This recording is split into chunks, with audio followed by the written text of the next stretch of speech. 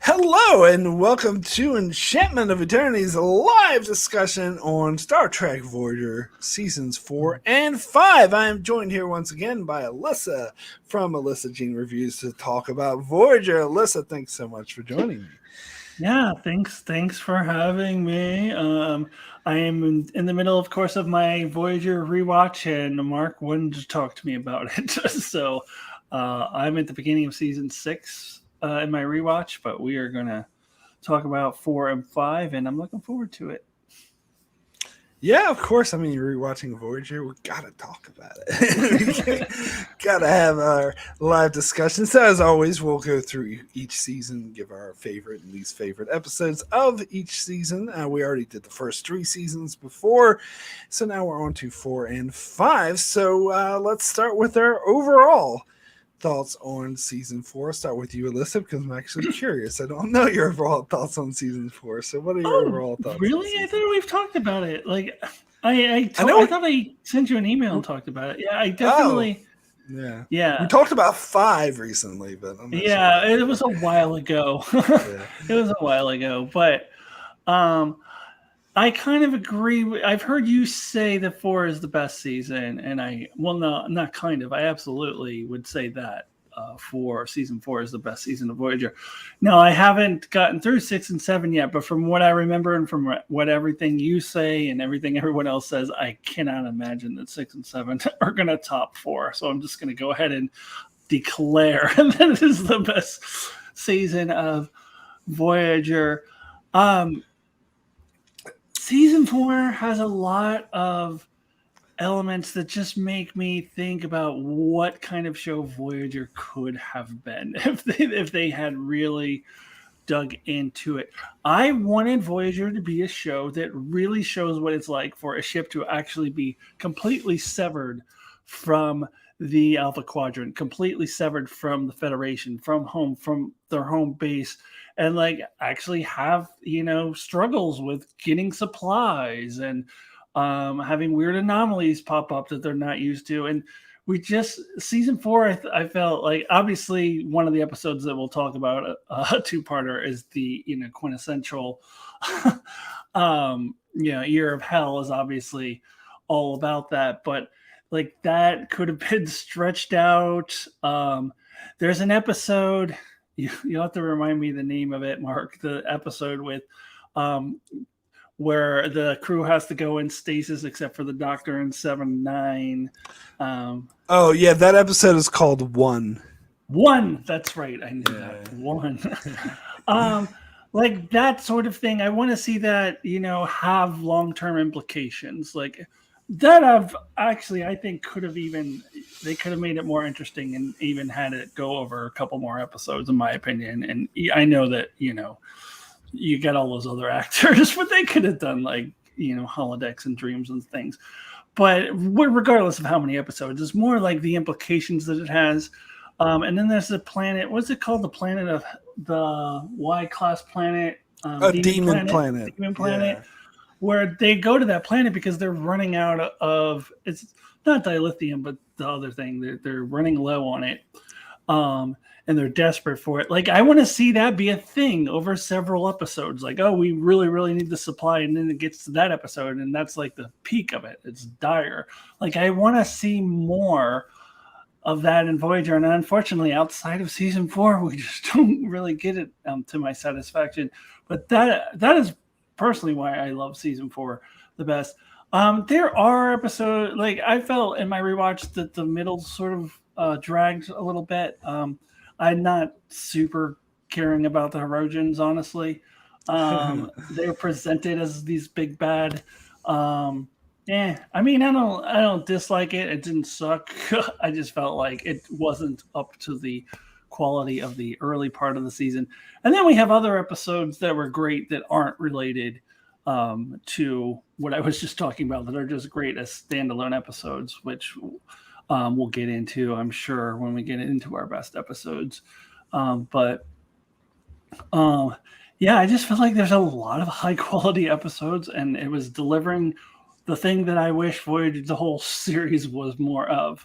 So yeah, love me some season 4. Yeah, before I chime in, just want to jump in the chat, say hello to everyone who's joined us: Brandon Howells, Norman Buckwald, Allison, and Jay Keeman 99. Thanks so much for joining. What was it? Yeah, Allison is saying what Alyssa just said is how I always think of Voyager. I love what it could have been. There was so much potential that never carried through, which is also how I viewed Voyager. Like, I think Voyager is a good show, but it could have been a great show. It could have been even better if they would have, just there's too much studio interference, basically. And I think we talked about this before, but they tried to make it more serialized. They tried to do the Year of Hell for a whole year, but the studio shut them down, wouldn't let them do it. So they did it, and they're like, okay, how about 4 episodes? No, you can't do 4 episodes. Well, what about 2-part? Okay, we'll do 2-part. Like, and just stuff like that, continuation. But I feel, I also think this is the best season of Voyager. I think this is definitely my favorite season. I think for one thing, the writing just congealed. Like the quality of episodes were most consistent. Not that there were some boring ones and some mediocre ones for sure, but this had like the most consistent, like good quality episodes. As the writers just really got their shit together. I don't know what happened, but it was just And it's fun to think of that this aired at the same time as season 6 of Deep Space Nine, which was also like the best season of Deep Space Nine. So it's like something with the Star Trek production, whatever, something was just working. And so it's there's a bit of consistency with character journeys, particularly 7 of 9. I loved the way her character journey flowed throughout the season, particularly at the start of the season. I thought they were really good at keeping that consistency of character journeys, which Voyager typically sucks at doing. But for some reason, I guess because the studio and head producers were so excited about 7 of 9 that they let them get away with that. And it just led to really well written episodes. And so usually when I come in doing these, we're going to name some of our favorite and least favorite episodes. I come up with 3 of the favorite episodes, but for me it was hard to narrow down that I ever put 4 because it's like and even then I'm leaving out so many. There's just so many good episodes this season to talk about, but we're going to try to pick the best. Anyway, Alyssa, any last thoughts on season 4 before we go ahead and jump into the episodes? No, I just wanted to add to what you said. I absolutely agree about 7 of 9 and about the way that they continued. There was some continuation with character arcs, and I wish the whole show was like that because that's really how season 4 is, and I love that about season 4. I think, I would have to say, like just like I called season 4 the best season prior to seeing season 6 and 7, I'm gonna have to say it's also the best season for 7 of 9. I liked her in season 5 too, but I think season 4 was a great season for her. Her first season on Voyager, and I'm just, based on what you said, what you've said, I kind of don't expect much from season 6 and 7 for her. So. Just so many good things about that season. They completely jumbled her. They totally ruined her character story in season 7. But that's just my something to look forward to. She was okay in season 6, just like she was in season 5. But season 7 was not good. Anyway, that's just my opinion. we'll get probably going to end up agreeing with you. I have a feeling. All right, so let's go ahead and get into some of our favorite and least favorite episodes. Now, me and Alyssa were talking before we started, and I think we both kind of agreed to leave Scorpion Part 2 off our lists because we already talked about Scorpion Part 1, and we pretty much said all we needed to say about Scorpion and when we did our last video on Season 3.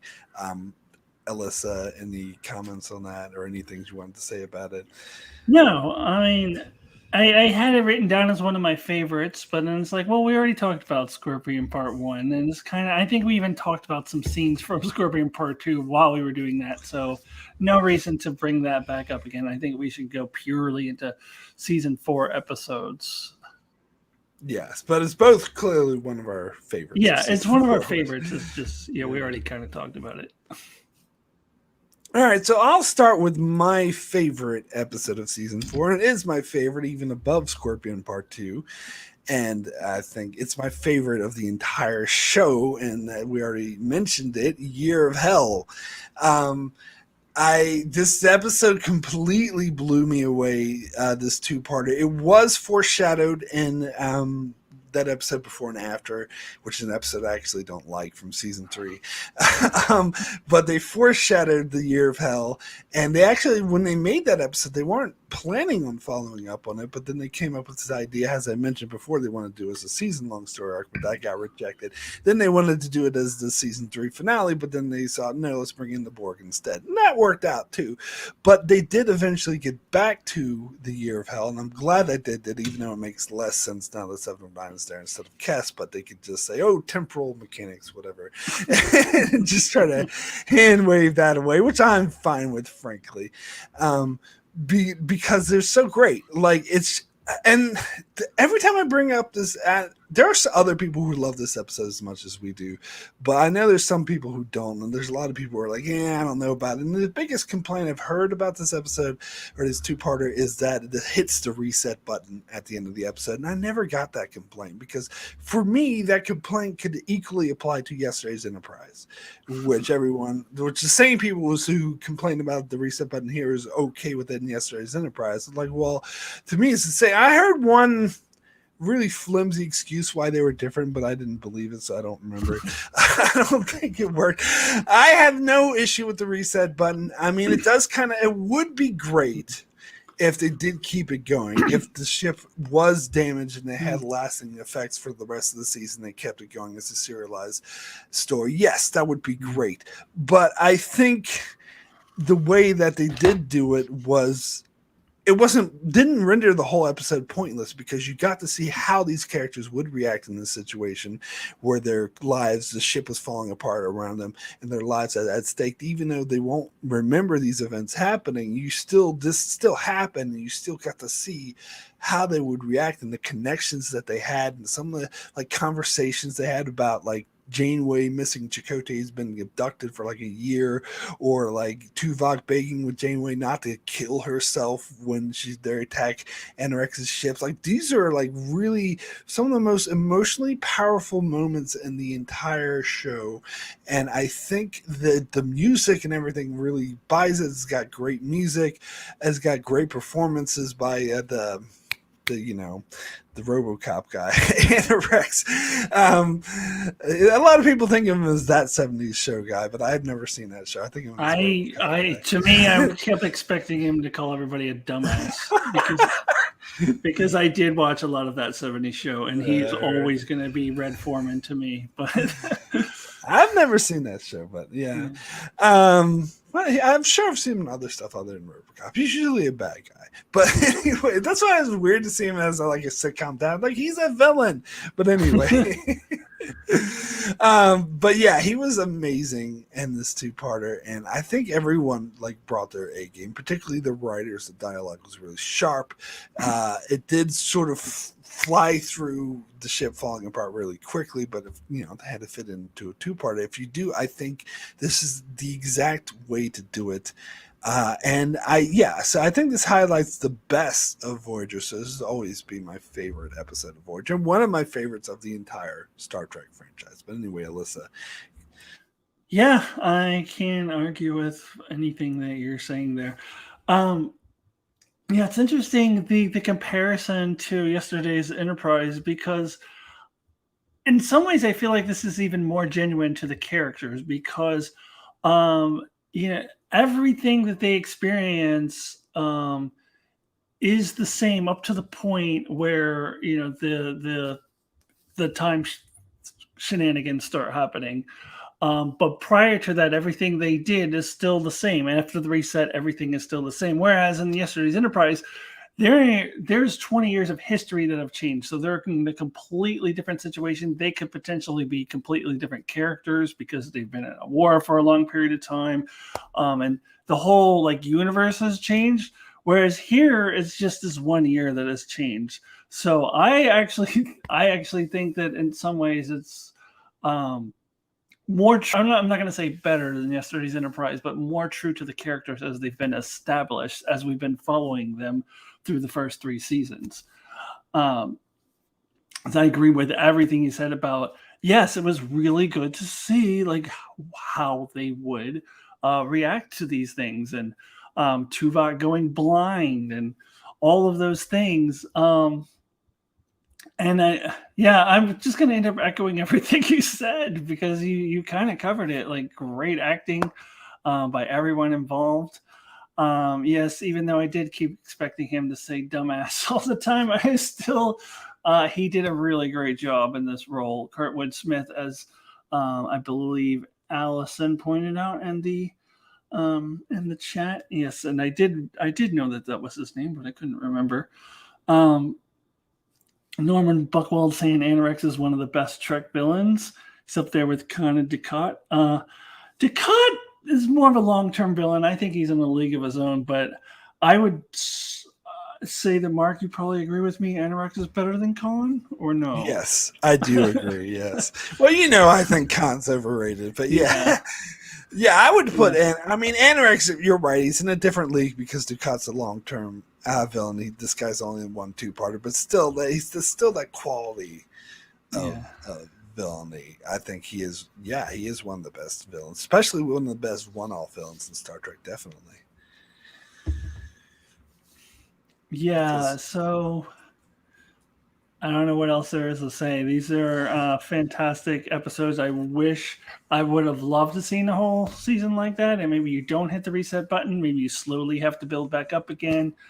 I would have thought of Voyager as like better than Deep Space Nine, honestly, if they had done that. But Deep Space Nine, to me, with the ongoing Dominion War, especially at the end of season 7, like, Voyager didn't do anything like that. But if they did a year of hell, like, that would have been amazing television. It's too bad it didn't happen. But we do have this 2-parter, which makes for, an amazing set of episodes. And I'm still going back and forth between that and Scorpion as my number 1. So stay tuned in a couple months when I do my top 10 Voyager. I haven't decided yet, but it'll definitely be a top 10 all of Star Trek for sure. It is amazing. So Norman makes a bold statement in the chat saying that the Doctor's dilemma in Year of Hell of letting 2 crew members die was much more compelling than the episode Latent Image. Now, do you recognize that episode by Yes, title? I do recognize that episode. Yeah. I'm actually trying to recall his dilemma in Year of Hell. Remind me of that. So there was 2 crew members who were in a corridor, and he needed to shut the bulkhead, or else the whole ship would explode. Right. And he was waiting for it, but he had to shut it on them and let them die. Yeah, and I agree with that statement. I think that was a more compelling moral dilemma. Yeah. I don't know if Latent Image is going to come up, but I thought that episode was okay. So, I mean, yeah, they probably won't come up then. I thought it was okay too. Yeah, but it seemed like this was a better moral dilemma. It was just one part of a great episode. But the other thing I was going to mention is I think the having like a ship like get severely damaged, but then continuing on, not be erased by a time reset. We did get to see that in Enterprise season 3. With in the Zindi arc with the episode Damage, which is why that's my favorite episode of that show. And I do like the twist that they, for the rest of the season, the ship was completely fucked up and they had to deal with it. And I like that aspect of it. Yeah, that's what I'm talking about. Just more of that stuff, more like lasting implications, not, oh, we have this problem at the start of the episode and we're going to solve it at the end. Like, more lasting implications to really make you feel like there's a ship that's actually lost in the Delta Quadrant. So yeah, I would love that. That and the fact that they seem to their journey is completely inconsistent. They keep making jumps and yet, Yeah. and they have an infinite amount of shuttlecraft that you can just crash and just grow another one. Yeah. Except for the Delta Flyer, nothing ever happens to that. I think it gets destroyed once and they rebuild it, if I remember. Oh, that hasn't happened for you yet. But I think it happens later. Yeah, I think. Yeah, so they just rebuilt it, and they built it pretty quick, which is actually, we'll get to that because I didn't like that episode, but that's the next season. Anyways, yeah. So let's go ahead and move on to your next favorite episode of season 4. So I'm gonna pick one that I know that you also will have as one of your favorites because you told me about it because I didn't really remember it. I don't know if I had seen it the first time, but there was a Black Mirror episode that I really liked. And he was like, "Oh, you should see this Voyager episode." So I watched it, and I still like that Black Mirror episode, but I think more than you did. But Nemesis is a very compelling episode, and this is also besides all of the statement that it makes, on how easy it is to brainwash somebody, to manipulate someone into fighting, which is a very powerful statement. I also think this is a very strong Chakotay episode, and I feel like he kind of started disappearing. Season 5, I feel like he was not in it a whole lot, or didn't have much of a role, and whereas this is a very strong Chakotay episode here in season 4. And yeah, it's a little different watching it after you know what the twist is, but the first time seeing it, it really just hits hard when you realize that these dudes, who I don't know if they were intentionally made to look similar to the Norsigans, but they just look like or the Predator, actually. Yeah, they look like the Predator to me. Yeah, they look like the Predator. They kind of, but I also think the Norsigans look a little bit like the Predator. But they have that same mouth. Yeah. Like they're intentionally made to look like alien. I think that was intentional, like to make you think that they're evil.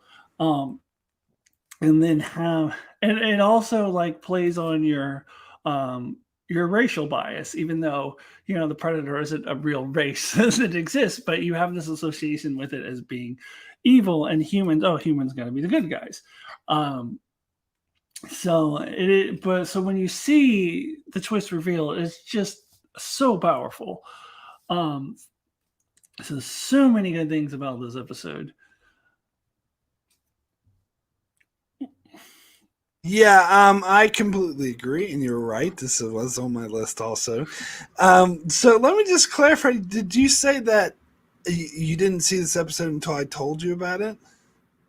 I didn't remember it. I may not have seen it before. I didn't remember it. It might have been because I didn't see every episode of Voyager when it first aired. So did you? So when you rewatched it though recently, did you already go in knowing the twist?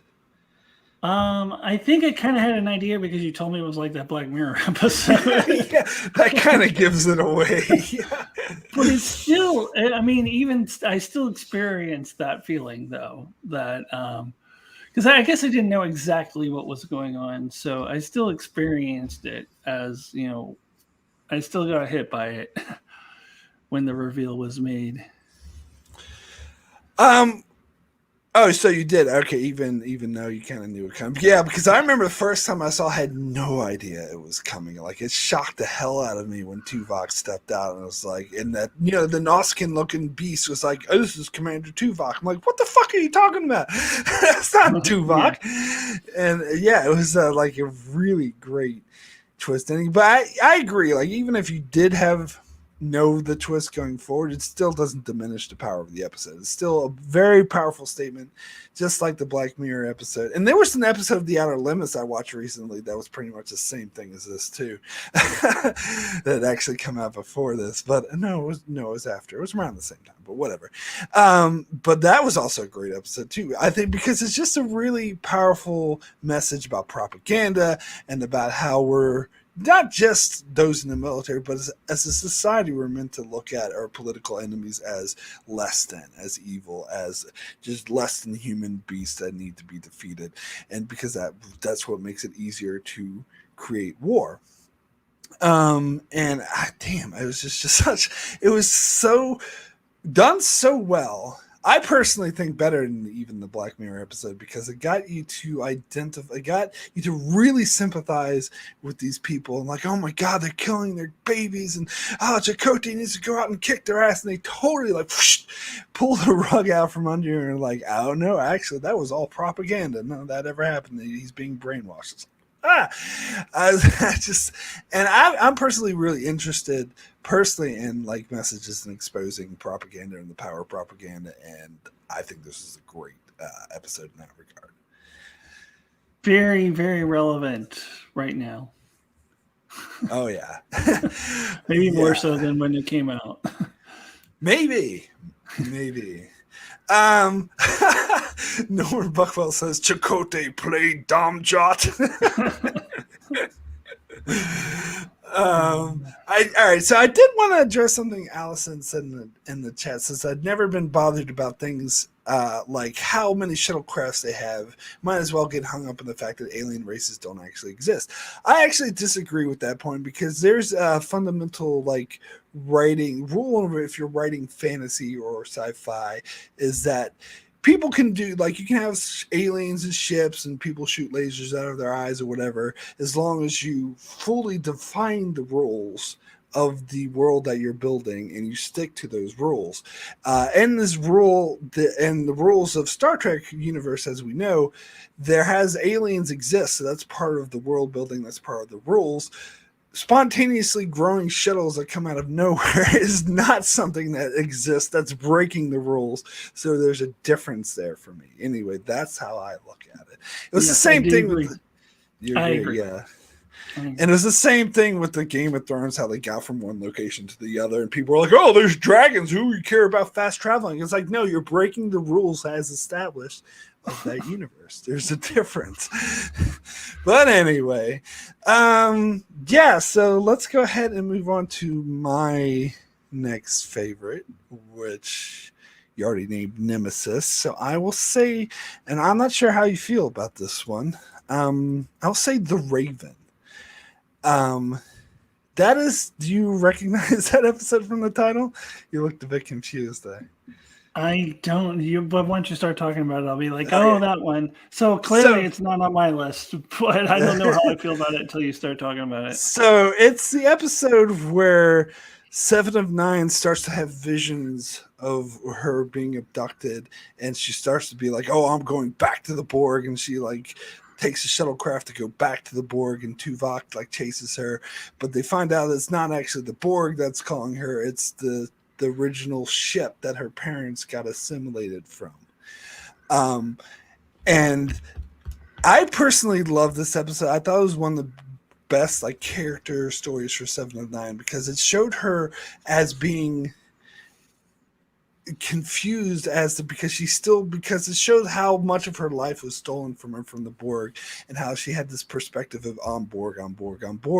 And so when she got that call from the ship, she mistook it for, oh, that's the Borg calling me home, when in fact it was actually her origins as a young girl, and she's kind of rediscovering her parents and what happened to her and reliving the trauma. I think the scene where she's on the ship and she's reliving the trauma of being abducted by the Borg was one of the most harrowing emotional scenes that the show did. And I love the chemistry between Tuvok and Seven of Nine in this episode. I think that was a very interesting pairing because I think Tuvok was able to sort of help her through this, but not from an emotional perspective, from a logical perspective, which was uniquely suited for 7 of 9 being a Borg, but having to deal with these human emotions. I think it was a very interesting concept, and I just thought it was a great storytelling with great cinematography and great music that really gets me every time. I think it's the much, much, much, much better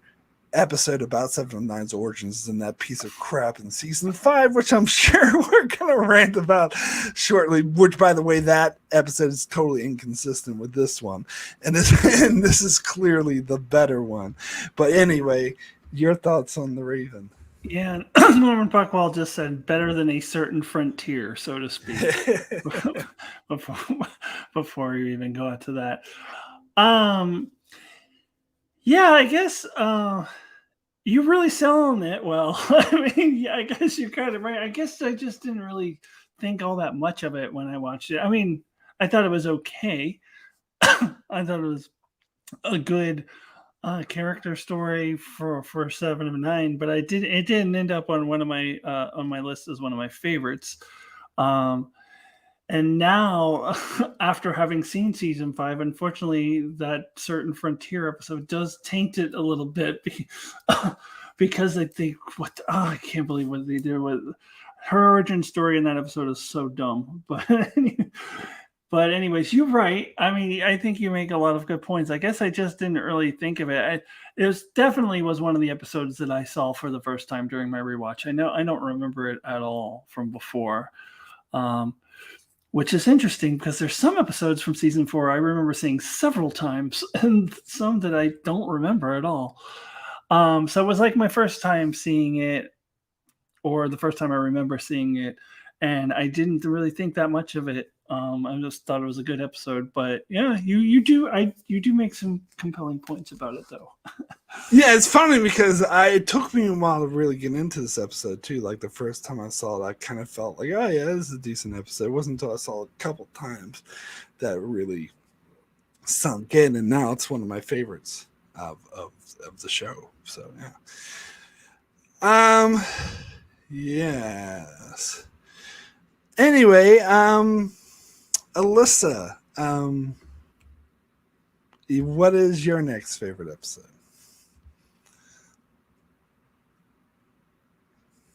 I'm muted. Hold on. Yeah. Unmute myself. Well, speaking of episodes I oddly saw a whole bunch of times, I'm going to name one I think that you're not going to have on your favorite list, and I don't know that it's really great, but I just have a lot of nostalgia around it. I really liked it when it originally aired. That's Waking Moments. I just always really liked how Chakotay had the moon thing. And it does a lot of, I would say it does a similar thing to like what Ship in the Bottle does and TNG, but not as good. I would say it's not as good as that, but it does do that trippy, what is real, what is not real thing. And I love the moon as the anchor. And this is another good Chakotay episode, actually. There were some good Chakotay episodes in season 4. Maybe not so much in season 5.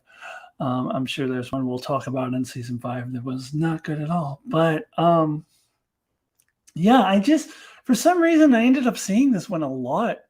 Maybe because when we used to have it on VCR tapes, I would just watch it over and over again or something. But I really like this episode. I'm not sure what your thoughts of it are. I'm thinking you don't like it quite as much as I do. Wait, sorry, I was in the chat here. You're talking about Waking Moments, right? Yes.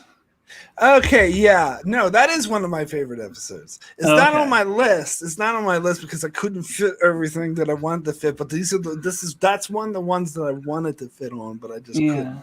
Like, I do think it's one of the better ones of season 4. I always like this episode. It's funny, I've heard some other people who really don't like it. And I think when I did my review for this episode, I was like, I don't understand why people don't like this episode. Like, it was always great for me. But yeah, I agree. It was really, I mean, it's always iffy going into dreams because that's not really how dreams work. But I love the movie Inception, even though it breaks that same rule, and it's the same thing with this episode. I think it is an interesting concept. It was very suspenseful how you didn't know if it was a dream or it was real, and that Chakotay was the sort of only key to saving the ship. And I totally agree. It's another great example of a Chakotay episode, and he it's not just season 5, it's pretty much the rest of the show kind of neglect or ruin this character. So it's great that he has some moments in season 4. Yeah, absolutely. Yeah, I just always remember him seeing the Earth's moon and being anchored back into reality that way. I think it's a great episode for him. All right, so I had another of a best list. If you don't mind me just throwing that out there real quick. Yeah, go for it. Go for it. All right, so I was also going to mention, and you may not like this episode because you said you weren't that impressed with the Herosian, but I was going to mention the episode Prey, which I think is the best Herosian episode. I didn't really care for that killing game one. It seemed like an excuse to have a World War II story, and it was very flimsy, whatever. But I love the episode Prey where they're hunting the species 8472.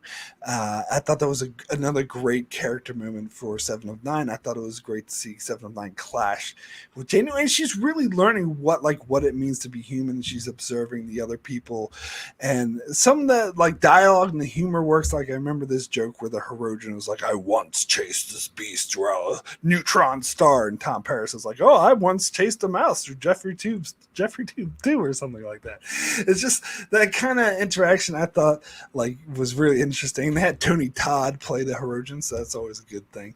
And that kind of interaction. But what I love most about this episode is the ending where 7 of 9 defies Janeway. She basically is like, "No, well, fuck you.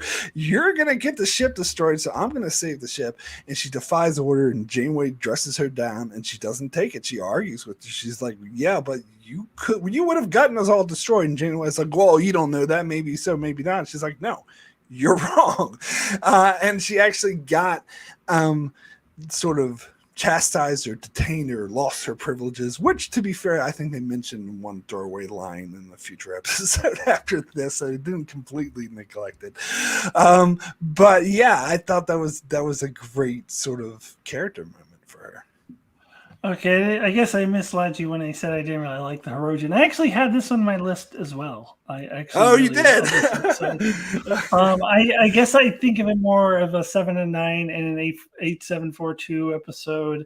But the Herosian were part of it as well. And also, Tony Todd. I mean, come on. He's great in every role he plays in Star Trek, and probably outside of Star Trek, though I don't know if I've seen a whole lot outside of Star Trek. But he's great. He was the original Candyman. I know that, but as I said, I haven't seen him a lot outside of Star Trek. And I've never seen Candyman. Like you, Mark, I'm not a. What's that? Said it's not a good movie. Yeah. Like you, I'm not a horror fan, so I've just never bothered with it. So again, I haven't seen Tony Todd outside of Star Trek a whole lot. But he's great. And it was a really strong 7 of 9 episode. That's the same reason why I had it on my list as well. And I agree, Janeway was kind of wrong in that situation. I mean, I don't know.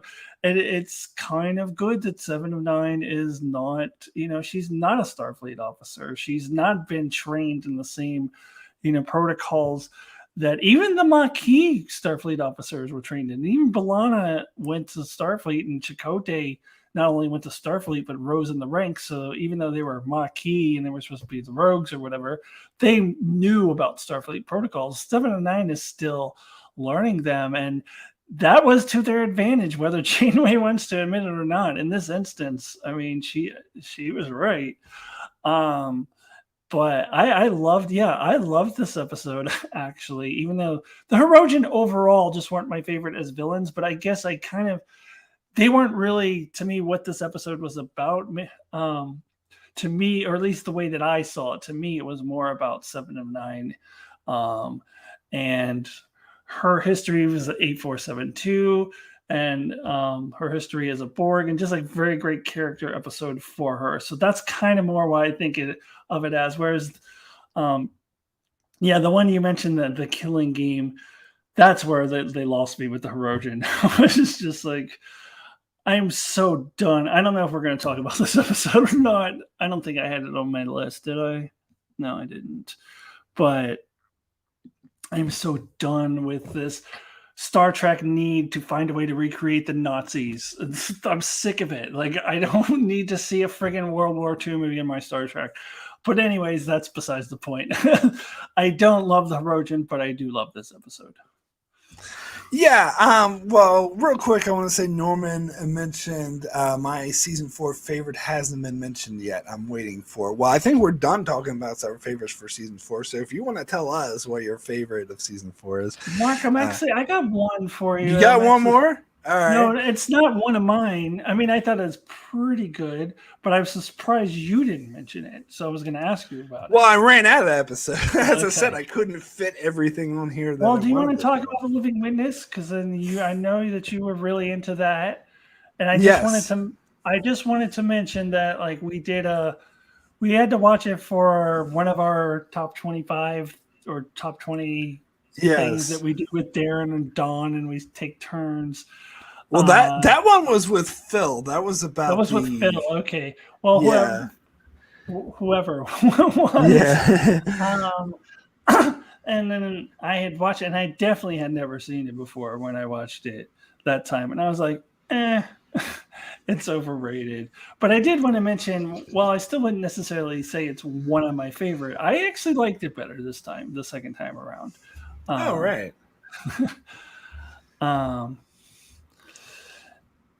Yeah, I don't know. Was that on one of your favorites or no? That would have been my next favorite, but I only put down 4 because I was only supposed to put down 3, but I ended up putting down 4. That would have been my 5th one. I was actually torn between Living Witness and Prey, and I was like, oh, which one should I do? But I decided to do Prey. It's hard to say which one I like better because I like them both equally pretty much. Like, they're both great. Yeah. But anyway, Norman Buckwald says that Living Witness was the episode he was referring to. I thought it might be. And I want to address what Brandon says, wait until the Enterprise if you want to rant about Nazis. No, that was one of the episodes that I was thinking of. That's why I said I'm tired of Star Trek with the Nazi thing. That is one of the episodes. Although I kind of did like that one because they did something creative with it. But still, overall, like, and not just Star Trek, but just anything that. Yeah, anyways, I don't want to get off on a tangent. Yeah, I mean, one of the reasons why I didn't mention is because I thought you didn't like it, and we're going to end up arguing over it. But apparently, you like it now. Which one? Living Witness. Yeah. It's not that I disliked it to begin with. It was just that I was like, it was one. I remember now. It was the IMDb best of each. And I was like, really, this is one of the best of the series. And I still wouldn't say it's one of the best of the series, but I do like it better. But I never like hated it or anything. I just thought it was overrated.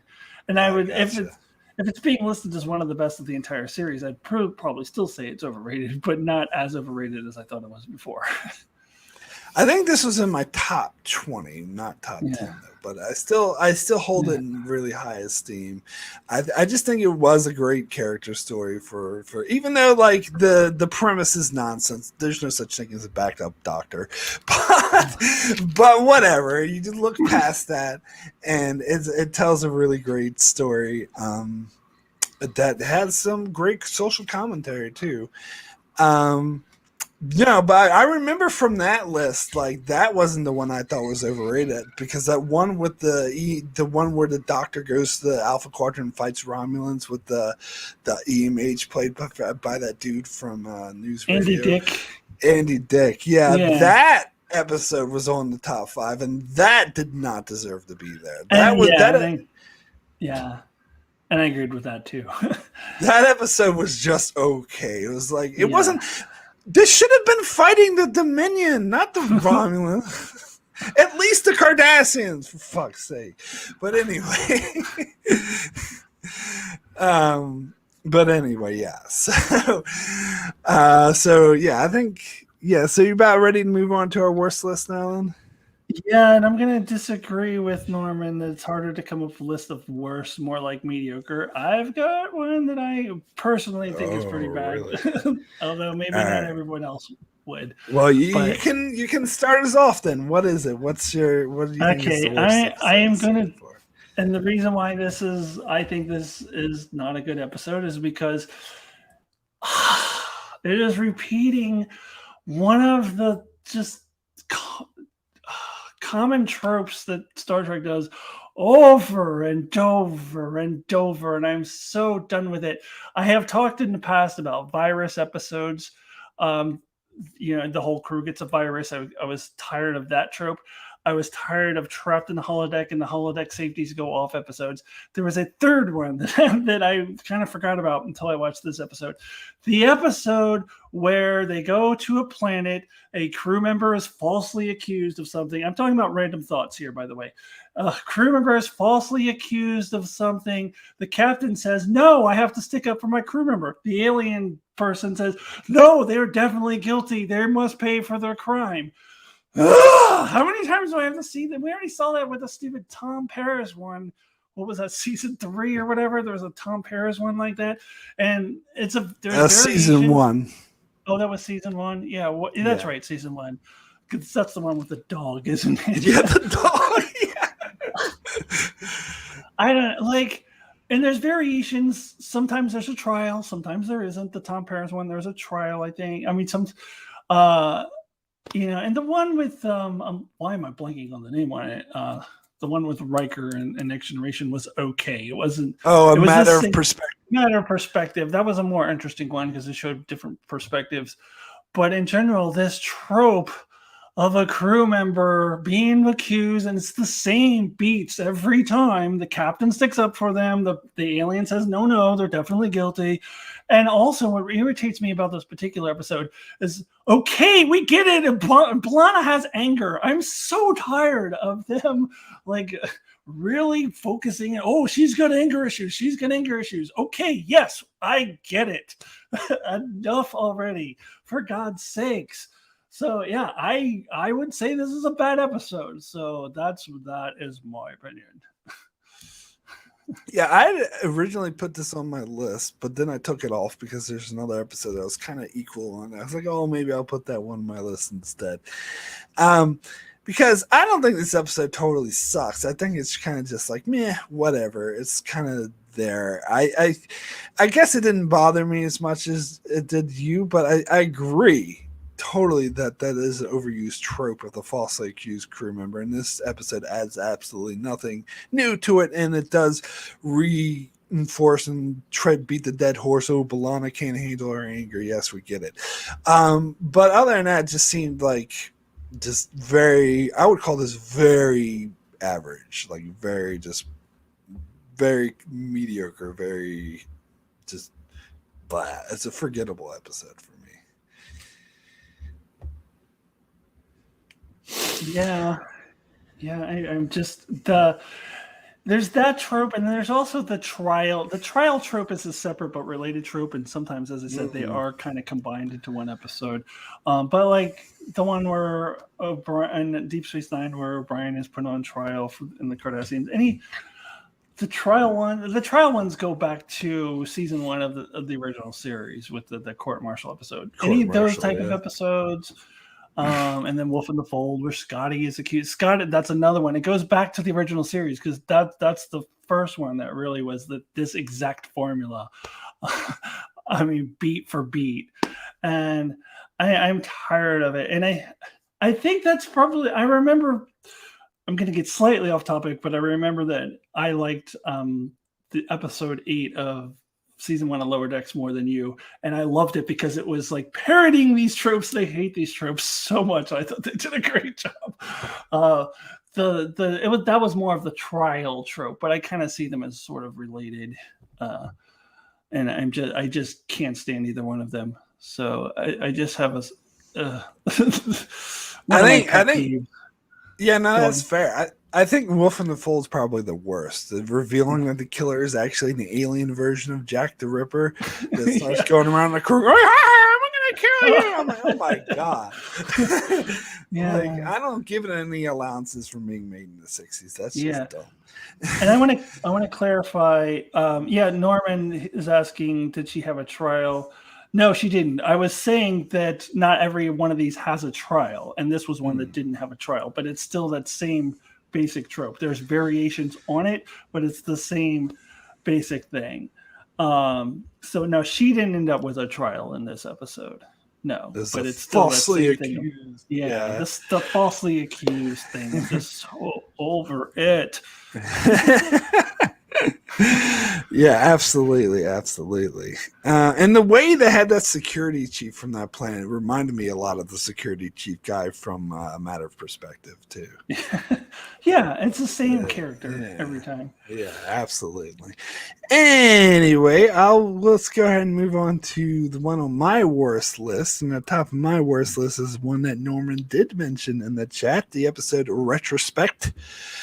Where 7 of 9 accuses this arms dealer of violating him, and it turns out that she's just remembering it incorrectly. And the doctor believes her and pushes this forward, and the guy apparently didn't do it, and he thinks life is over, so he ends up doing something stupid and killing himself. So I guess the moral of the story is that you should never believe women when they are accused, say that they've been assaulted, and because they're usually wrong or lying or led on by stupid men like the doctor. I think that's what I get the moral of the story of this episode is. Otherwise, I don't know what the fuck it's trying to say. So this episode pissed me off, and other than that, leaving that aside, it was boring, it was dumb, it didn't make the whole thing where the guy's like, oh, you don't believe me, and he starts shooting, gets himself killed. He wouldn't. That's stupid. He wouldn't do that. This episode actively angers me. So anyway. Yes, that was next on my list. Absolutely 1000% agree. Yeah, the moral of the story is, rapists are good. Always believe them. Never believe the woman. That's what this episode is telling you. What the fuck? I'm sorry, but what? Also, not only that, but it's also, I feel that it didn't make sense that it ended up that way. I was like, but there's a ton of evidence that she was violated. I don't think they successfully sold me that the guy was innocent. I feel like they just try to force feed him innocence. And I was just like, wait, what? And then the doctor being regretful at the end, no, you did the right thing. This episode pisses me off as well, and it was so bad. I remember watching recently a video, I think it's from Steve Shives, where he talked about, or maybe it was Jesse Ginger, I can't remember who it was, but they talked about a lot of misogyny in Star Trek and misogynistic episodes, and I thought they'd bring up this one, but they didn't. And I was like, wait, you forgot this one. For me, this, outside of the original series, which definitely has the worst, to me, it's the most misogynistic episode in Star Trek.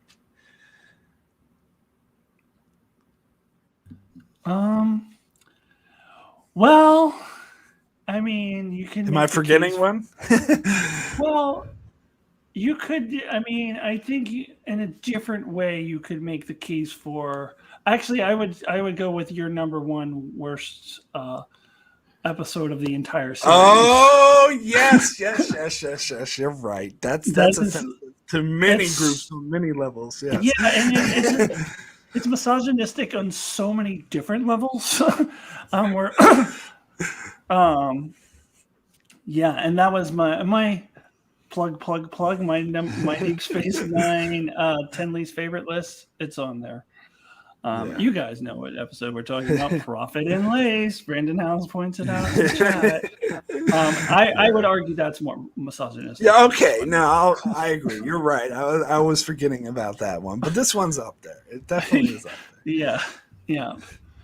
Yes, definitely. All right. So, what's another worst one on your list? Okay, so I was telling Mark before we got on, I wrote some episode names down and haven't watched them for a while. And since I'm not super familiar with episode titles, it was like, wait, which one is that again? So I had put Vis of Vis or Vis of Vis. I don't know. Oh yeah, that is also on my list. That is the one where the guy Yeah. like swaps bodies with Tom Paris. Yeah. No, I got it Yeah. now. I got it now. Yeah. When I just don't remember all of the details, but the whole body swapping thing, like I haven't been seeing that since I was a little kid, and every cartoon, every show that I've ever watched. And so, or any episode where like somebody is pretending to be somebody else and nobody knows, nobody gets it, and like, oh, you're acting completely differently, Tom Paris, but I'm just going to act like everything's totally normal. I'm just so, I mean, I don't expect them to know, that this alien was capable of body switching. I mean, that would be a big leap in logic, but they should know that he's acting completely differently and make him go to sick bay or do something to him. I don't know. They're just like, oh yeah, everything is completely normal. And another plug I have in my least favorite Next Generation list, Datalore, which does the same thing, but that one is the worst because it's so obvious that Data is lore and nobody gets it but Wesley. But yeah, I hate that trope. And so yeah, this is another one of the worst ones. So I'm sorry, Norm Buckwell, or whoever it was who was saying earlier that there's only mediocre episodes in season 4. I respectfully disagree. There are bad ones. They're just in the minority. There's just not very many of them. Correct. And I don't Correct. think. Correct. And me personally, I don't think they're as bad as some of the other seasons' bad episodes as well. Or at least not this one. Because but true. Norman Buckwell says the body swapping trope turnabout intruder is the worst, though, and I agree.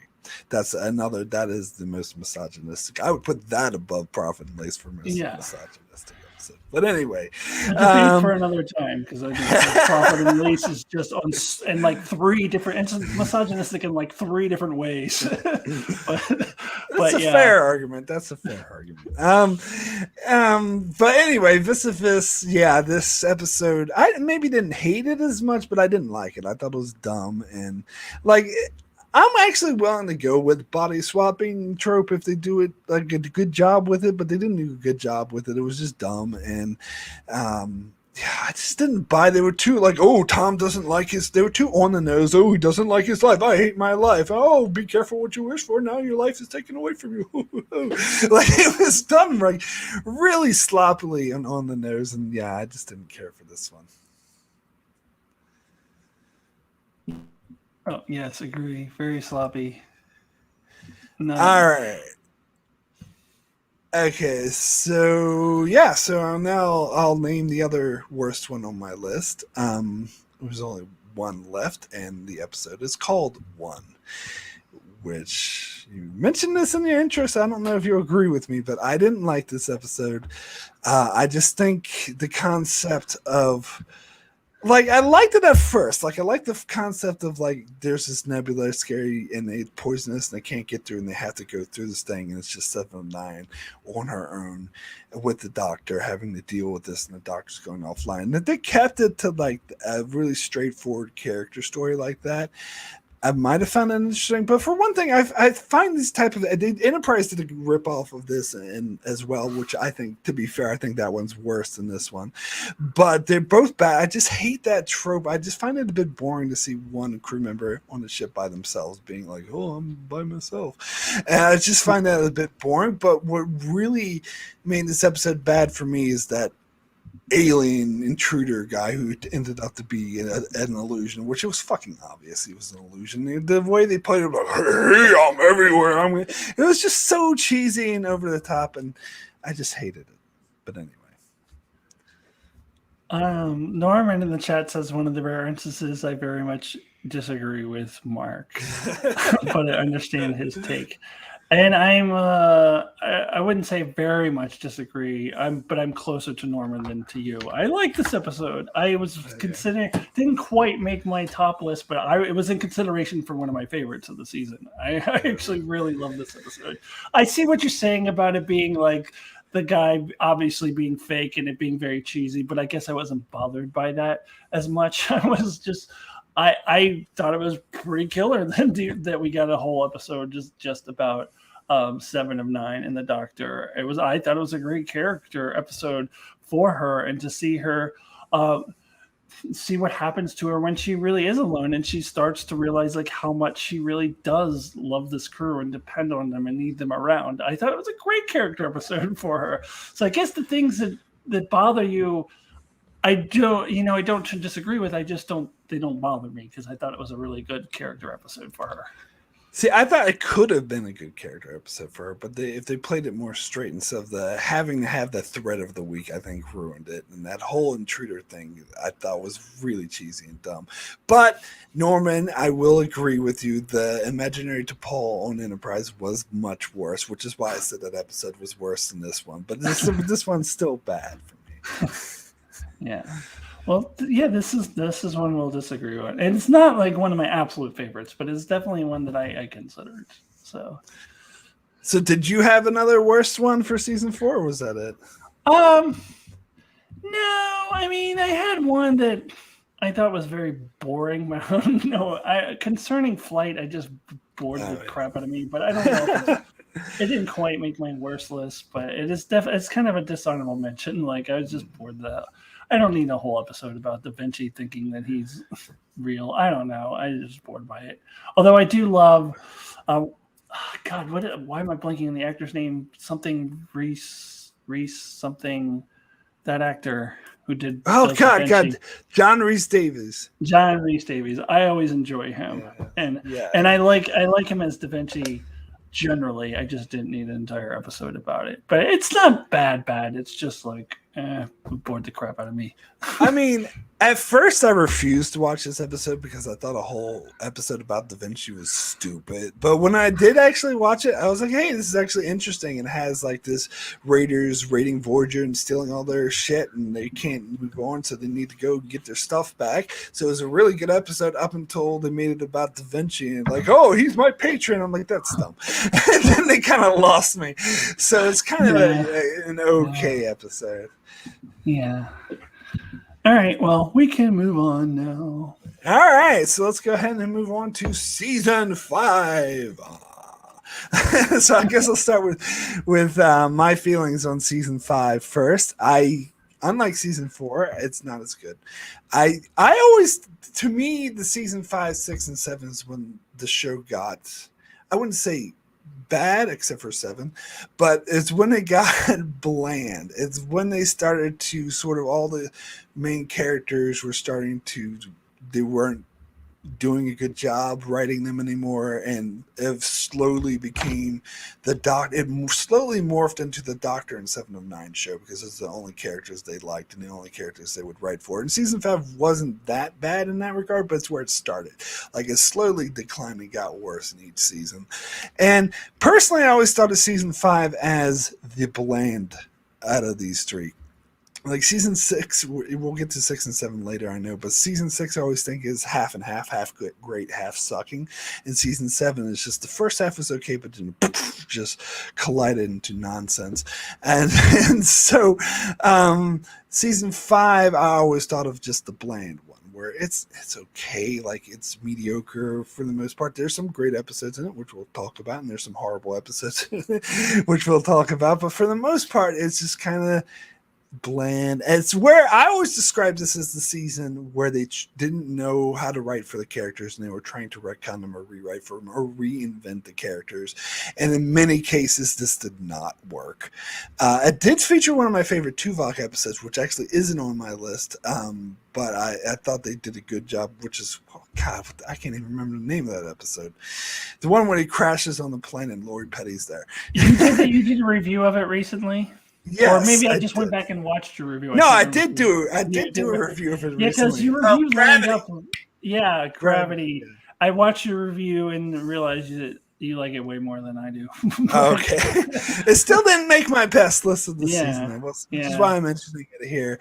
But I thought at least they did a good job of finding Tuvok, where with most of the other characters, I think they failed. They failed with Janeway, with B'Elanna, with Chakotay, with Tom Paris, Harry Kim. Like, they didn't know how to write for them. They were giving them all these characteristics that seemed out of place and didn't fit. And yeah. So this is where I thought like the writers just didn't know how to write for the characters anymore and tried to reinvent them and failed. That's what I think of this season as, basically. Anyway, your thoughts? Yeah, and I definitely agree with that. I thought I don't know if we'll get to this episode or not, but the one where Tom Paris, suddenly has an interest in nautical things and like what, and then you never hear about it again. Like that's not what he's interested in. What are you talking about? I don't know. Yeah, they were trying to reinvent the characters, and there was one with B'Elanna that I will talk about as one of my worst. That I just think, yeah, I absolutely agree with that as far as the characters. But as far as the overall quality of the episodes, honestly, I feel similarly to what I said in our seasons 1, 2, and 3 review, where I just felt like mediocre, kind of. There's some good episodes. There's some not so good episodes. But and nothing like mind blowing. I mean, there's a couple pretty good episodes, but like nothing like that I would consider like one of the best in all of Star Trek. Nothing like season 4. And that's a shame. So it's just kind of a lot of but I absolutely agree with you about the characters. Some of these episodes, I'm just like, what are they doing with these characters? And I look forward to that going even more downhill in season 6 and 7. All right, so they just stopped trying, and except for the Doctor and 7-9 and Janeway, everyone else just becomes cardboard cutouts. But anyway, can you remind me what Night is? I see you guys talking about Night in the chat. That was the first episode of season 5 with the Kazon. They had to go through it's the one where Janeway locked herself in the room and was being a recluse and refused to get out, which I thought was incredibly out of character for her and made no sense for her personally. They were just trying to rewrite her character. Like, she wouldn't be a recluse after, like, all of a sudden after 5 years. Like, that doesn't make any sense. I agree with you on that. Yeah, I thought that was totally out of character for her as well. Anyway, let's get into our best or favorite episodes first, and we'll start with you, Alyssa. What was your favorite of season 5? All right, so I'm going to start with Timeless. This is another episode that I had watched recently. I think for our top 20 or 25 time travel episodes in Star Trek. And you gave me a list of Voyager ones to include. And if I saw it, it was a long time. I think I did see it a long time ago and just didn't really remember it that much. So it was almost like watching it again for the first time. When I watched it last year, I believe it was last year that we did that. And I thought it was a really good episode. And then I watched it again and I like it even more. A rare, in my opinion, really strong Harry Kim episode, an episode that focuses on him. I mean, I feel that a lot of his episodes, he's just being a whiny little bitch and just like, come on, dude. But this was a very good Harry Kim episode. This was a very true and real dilemma. And his feelings of regret and what he went through, I buy that him making a decision that causes the rest of his crew to die would have that effect on him. And so I like older Harry Kim. I feel like I had to suspend a little bit of disbelief for this scene, but because I love it so much. But I love that we get to see our Harry Kim see his alternate future self giving him a message. I thought that was great. So yeah, one of the stronger. I don't remember where I ended up ranking this when we did our top 25, but after watching it again recently, I do feel that it is one of the stronger time travel or time manipulation related episodes in Star Trek. Yeah, and I agree. This is also on my list. This is one of my favorite episodes of Voyager. I think this is in my top 5, if not top 10. I yeah, it's a very dark episode. It starts with the like you seeing like this ship like frozen and been dead for years, and you slowly explore like see old Chakotay and old Harry Kim explore like all the ship in ruins and everyone's frozen dead bodies, and you get flashbacks to what you know is going to be their impending doom. It starts with them having a big celebration. Yeah, we're gonna get home, and you know they're all gonna die. It has that really like sort of dark foreboding feeling to it that works so well. And then you have the sliver of the chance that they can be saved by this future version of Harry Kim who had to live with his regrets. And I totally agree with everything you said about this being the best Harry Kim episode. That it really dealt with it, just the feeling of remorse and regret and how it controlled his life. It was just an amazing character story. And yeah, it was just the way that was edited together, the way they intercut between the different scenes was amazing. And I love how they showed how Voyager originally went down, but then they went back and like redid it when Harry Kim actually, you know, sent the message to, hey, stop going back. And it is very typical of a death of Voyager getting home fake out, where we, you know, Voyager's going to get home, and no, they're not going to get home because the future Harry Kim's original plan was to make it so they got home. But of course that didn't work, so they had to make it so they just stopped the flight, and at least the ship didn't get destroyed. But Mark, they were 10 years closer to home. Even though they still see the same freaking races later on, they still see the freaking Malon later on. But anyways, that's the cop out they always do. That but we're a little bit closer to home now. But I wish they would follow up with that a little bit more. But anyways. I mean, I talked about when I ranted about you know, that horrible finale, which we'll get to next time. That this would have been a good episode for them to get home. This would have been a great, if not final episode, but at least a great episode for it. It would have been much better than that piece of shit. I think though, if it had been the finale, you don't make Harry Kim the feature character, because it would probably have to be Janeway centric. It's always going to be about the captain. That's fine. But yeah, you can change it around, make it that way, or you could have done what I think they should have done: just have Voyager get home in season 5. I personally think Voyager season 6 and 7 would be much more interesting if they were back in the Alpha Quadrant. But that is just me. They actually toyed with that idea, but the studio shot them down, unfortunately. But I think the show would have been better if they did that. But that's just me. I know a lot of people disagree. But anyway, yes, great episode. Absolutely loved it. I gotta mention the scene where 7 of 9 gets drunk. I love that scene. It doesn't go on for very long. The doctor is just like, wait a second, that's Sentha Hall. It's like, it doesn't react well to the Borg. She's like, we are one. Like, I just yeah.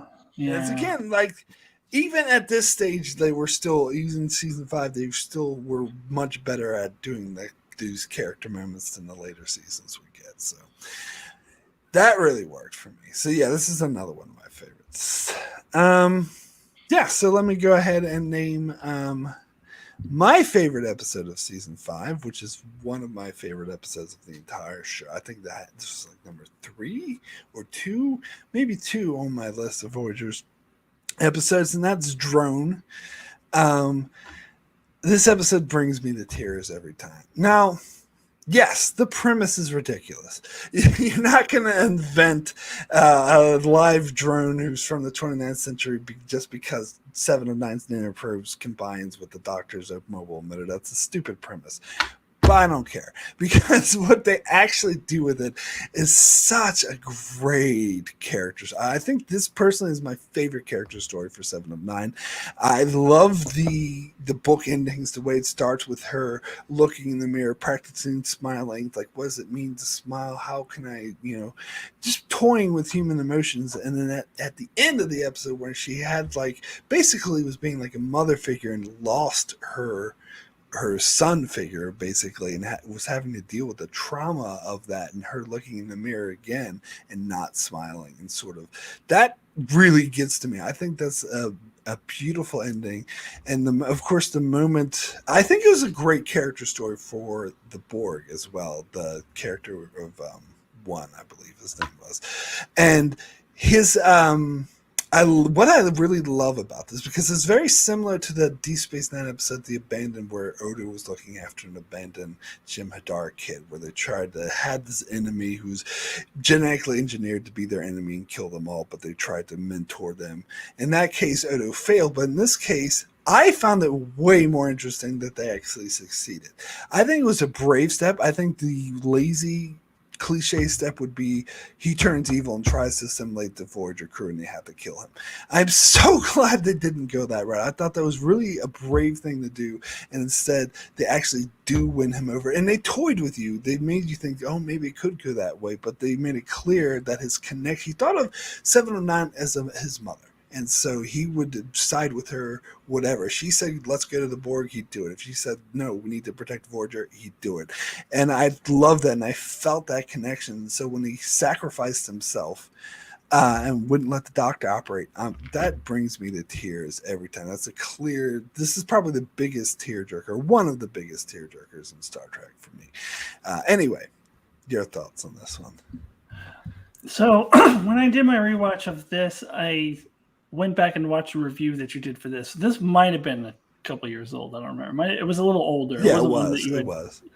You had just done. But in your review, you mentioned that it reminded you of like two episodes, The Abandoned, which you just said, and Iborg as well. And I'm screaming at the screen, but you're leaving out the biggest one. The one that just screamed that reminded me of the most was The Offspring. It was totally The Offspring. Oh, I never even made that connection. Now that you mention it, I can see the whole the ending. It was like he may as well have just gone, I will feel for the both of us. Like, and I mean this in a good way. Like, I'm not saying it's a ripoff of The Offspring. I love The Offspring, and I love this episode as well.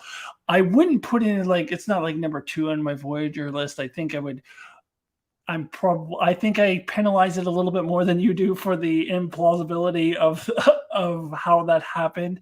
However, it's still number 2 after Timeless on my list. I still absolutely love this episode. I would disagree a little bit on The Abandoned, because I still like that episode too. I think that story still has its place. Well, no, I'm not saying it's a bad episode. Yeah. I just think it's more brave to go this way. Yeah. Especially since the other way has been done. So I think it was I too appreciated that they went in that direction in this episode. And yeah, the fact that it was did remind me a lot of The Offspring. I mean that in a very good way, like the best possible way, because I really enjoyed both of those episodes for similar reasons. And it was a very, very key moment, a key episode for 7 and 9. It was a great character episode for her. Yeah, that's funny. I never thought of The Offspring. Now that you mention it, yeah, it actually is very similar, especially that ending. But I love The Offspring as well. That's another one of the biggest tearjerkers, and I think this one is just as effective. Don't make me choose between them. I won't. They're both great episodes. Yeah. And when Buckbald was quoting the line where she says, "You're hurting me," and then he replies, "You will adapt." That really gets to me. That just gets me just as much as the "I love you, Father" one, because it's Borg speak. It's clever. No, it does. No, the Offspring one is. Yeah, I cannot feel. I will feel. Oh yes, that's right. No, it's the same. It is that line. I had forgotten that line. Yeah, it is the same thing. I'm getting a little tear just kind of thinking about it. It's very, very powerful.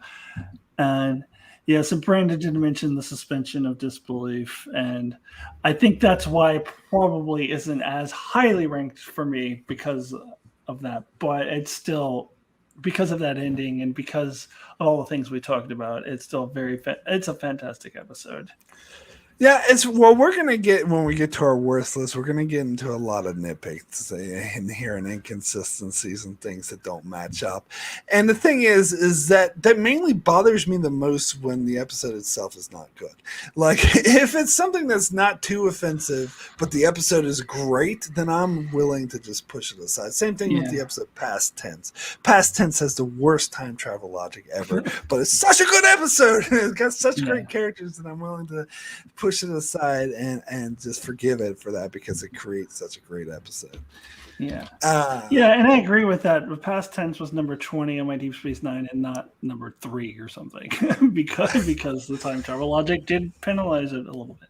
But I think it didn't make my top 10 because of that. It was in my top 20. It was like number 13 or something. But yeah. All right, so your turn. What's another favorite from season 5? I don't know. Like those two are really the standouts to me. So then the rest of it is just kind of mediocre, honestly. There's not another really big standout. Maybe there's another one for you that you'll there mention. Is. There's 2 more for me. So there's nothing that you think is really worth bringing up. I mean, I have some written down. If you want to, I don't think they're on the same level as those two, in my opinion. And I don't even have any idea what you think. You might have this on your worst list for all I know. Now you gotta tell me though. Now I'm really curious. Another good 7 of 9 episode. I liked Bliss. I liked the fake wormhole. So there's some of it with that dude that they met, and I don't really understand the ending. Like the ending was unclear. Like I don't know what he was doing, but I love me some 7 of 9. I don't know what else to say. Like I like that she was the one that they had to rely on for this. That she was the only one who was unaffected. And I don't know. A lot of times I just don't like the one, like when it's Data. Like I kind of got bored of that. Like, oh, he's the only one that can save everybody, But for some reason, it just clicked with me with 7 of 9 going through that, and I thought it was. I like the reveal at the end that the reason why her and Naomi Wildman were unaffected is because they don't give a shit about going back to Earth. Naomi Wildman's never been there. And so it has to be something that like you really, really want. But then in the end, when she really did want to get out of that creature or whatever the thing that they were in, she imagined them getting out of there, and she was like, but I'm unaffected, and the doctor's like, no, but this one you really did want. So I thought that was cool. I have no idea what you think of this episode, but I liked it. It's not on the same level as the other two, but I liked it. I think it's fine. I think I used to love this episode when it first came out, but then my opinion of it went down a little. But I never dislike it. Yeah. I think maybe it gets a bit corny with a monster hunter. That's what I'm talking about. That guy was a little bit much. That guy was a little much. And it is, I don't know, the whole premise of that monster is a little bit hard to buy. But that's, I still like it. Like I do agree was interesting to that Naomi and 7 shared that in mind. And it's funny that the monster did start playing on 7's once it found something that she wanted because she wanted to kill the monster. So it kept pretending that it was already dead. Now, really quickly, I wanted to address something Brandon said in the chat a while back that I'm just noticed now, which I'm shocked and appalled that you would even ask this question, Brandon. I thought you knew me better. Saying, which do you hate more, the Voyager finale or the Enterprise finale? Come on. I mean, I don't hate any finale more than the Voyager finale. The Voyager finale. As if you've not been watching more closely for the last. Yeah. I don't even hate the Enterprise finale that much. To me, that's just like an averagely bad episode. I don't even hate it as much as everyone else does. The Voyager finale, to me, is like a billion times worse. But, we'll talk more about that in the next next video. Anyway, all right. So I just really quickly I want to throw out my other best ones, which I had two others. I just really quickly flow them out. First one is Warhead. Well, actually you get one more because you only named drone so far.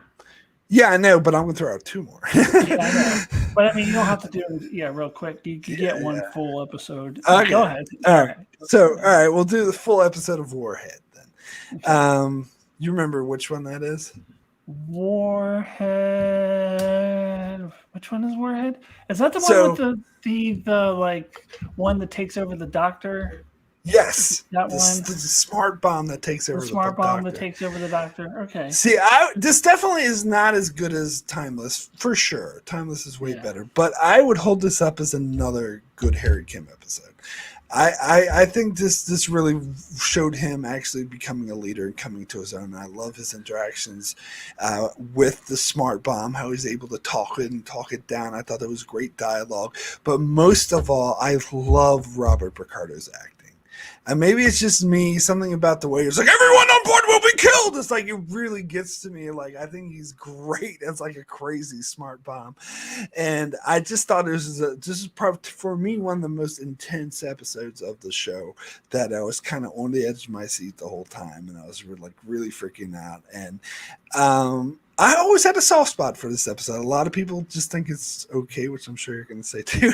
But for me, one time I even snuck it into my top 10. I was like, no, it doesn't really belong in my top 10, but I just wanted it to be recognized more because I think it was a really great, intense episode with the smart bomb. And I love the solution where he realizes that the war isn't over and he's going to kill innocent people. So he decides to blow up the other bomb. So he's like, well, I am a weapon of mass destruction after all. Like, it's great. And like the battle of wits between him and Janeway.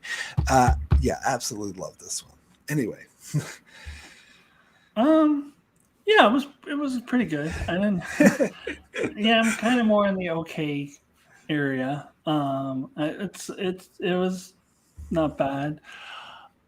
I don't know. I mean, I agree. It was a good episode for Harry Kim, but it's just like, again, it's on an island. It's a singular episode with no ramifications. Doesn't he get to be Lieutenant Junior grade for that? I mean, he saved the ship. He's still innocent. That is definitely. I don't know that it has beyond just the rank. I don't know that it has long-term implications for the character. I feel like he kind of just goes back to being how he was before. After that, but I could be wrong. I don't really remember clearly, but I just don't feel like it really affected the character long term. But it was good. I don't really have much to say about it. Like, it's not on one of my favorite lists, but it is a decent episode. Yeah, Norman says Warhead was better than Dreadnought, which is what it reminded me of. And yeah, those episodes are very similar, and I think this one was clearly. Which one was Dreadnought? This one for season. That was from season 2 with the missile, the Cardassian missile that B'Elanna I would put this one over that one as well. Yeah. This one is better than that one. And Brandon said it reminds him of the Changeling, and I actually thought about that too. It's definitely different. It's different. It is. Yeah, it kind of reminded me a little bit of that, but it certainly goes off in a completely different direction than the Changeling did. You don't have Janeway making the warhead go, do not compute, do not compute.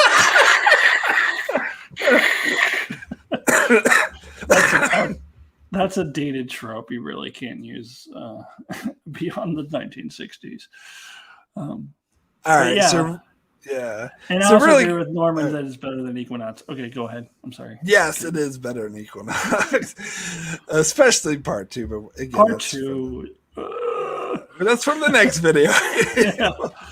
Yeah. All right, so I'll just really quickly throw out my other favorite one, which was Counterpoint. Yeah, I thought about that one too. That was kind of I was gonna either say that or Bliss. Like, I kind of like that one too. But go on, talk about it. Yeah, it's the one with, well, you remember, but just so everyone, it's the one with Janeway has the that affair with that guy who's there, hunting down the telepaths, and he's their enemy, but he pretends to defect.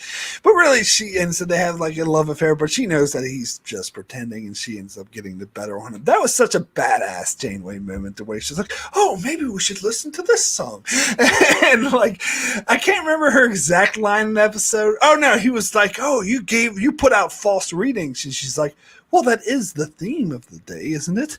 Like, that was you put that on your list of best one quotes. Did I? All right. Yeah, right, your right. best one, and that's how I like knew about that episode because I hadn't remembered it. But when I watched it, I was like, "Oh, this is the one that Mark did in his one-liner video." Yeah, no one says Counterpoint is one of the best romance of the week's episode because really it wasn't. It's about deception and rocks. Yeah, I agree.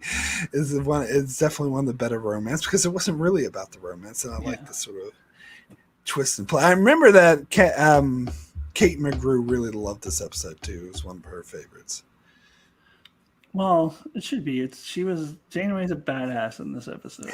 Yeah. Absolutely. Yeah. All right. So shall we go ahead and move over to our worsts? Yes. Who's going to go first on the worst? I'll go first on the worst this time. All right. Go for it. It should be no shock since I named this the second worst episode in the entire Star Trek franchise. And that is the fight. I don't know. To me, I don't know if everyone I think agrees this is a terrible episode, but I don't know if everyone has this kind of level of hate or disdain for this episode that I do. It's just to me, this is like my The Room, or what was that guy Ed Wood movie? This is like so absolutely terrible. It's funny. And I usually don't have that reaction. Usually when something's terrible, it pisses me off, or I think it's boring. I usually don't have the reaction, but my first honest reaction when watching this episode for the very first time was to laugh hysterically, particularly at the scene at the end where they were trying to communicate with the alien, and they're like, "Oh, Chakotay has this hallucination about boxing," and he's like in the ring boxing, and they're like, "Put me in the ring," and he's in the ring. It's so bad. And he's in the ring, and every time he punches, he gets like visions that are like kind of like the prophets of like people he knows talking, being like, "You are in our space. You." I was like, "What does it have to do with boxing?"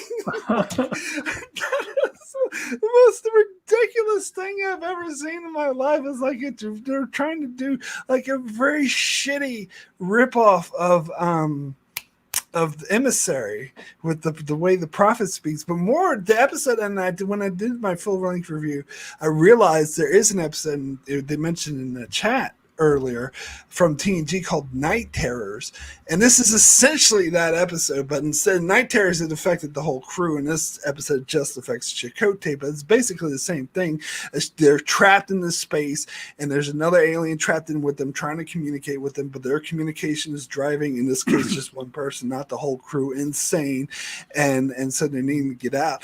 But it's like Night Terrors, so it's cliche, it's something we've seen before, but done like ridiculous. So like, first of all, Chakotay's into boxing all of a sudden. Like, this is like, where did this come from?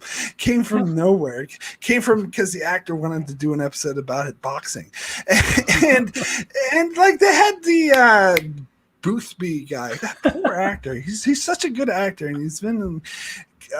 They put him in 2 terrible episodes this season, and they had him just being like throwing out the weakest, most cliche, dumbest, like Rocky motivational speech. You gotta get in there and follow your heart and punch from the soul, or all that kind of bullshit.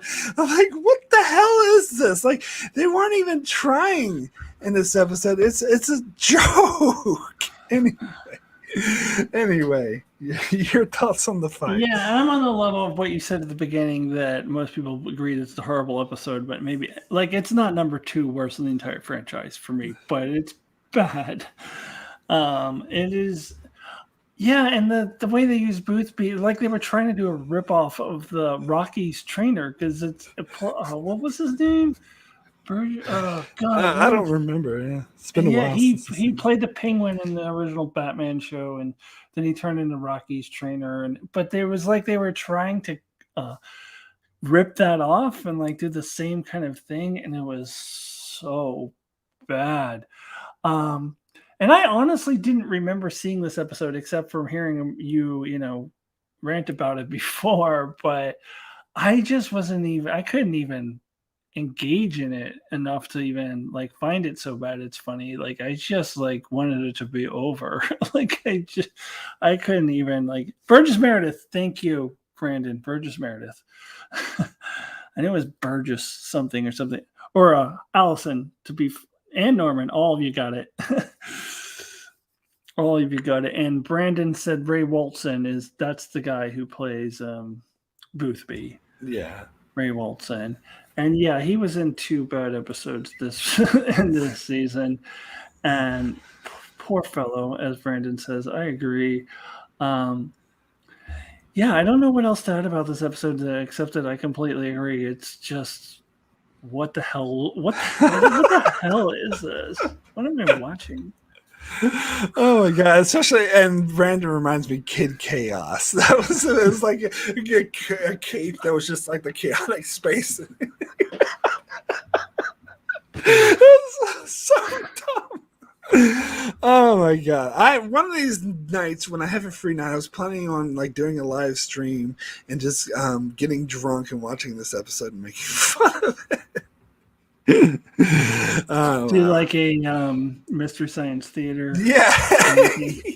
Yeah, my favorite part, and to be fair, I kind of ripped this from the channel Sci-Fi Debris, another YouTuber that Brandon's very familiar with. But my favorite part is at the beginning, where they had because they had the scenes out of order for no reason, and they had at the beginning they showed Chakotay going mad and going, "No, make it stop!" And I'm like, yes, that's what we're all thinking when we're watching this episode.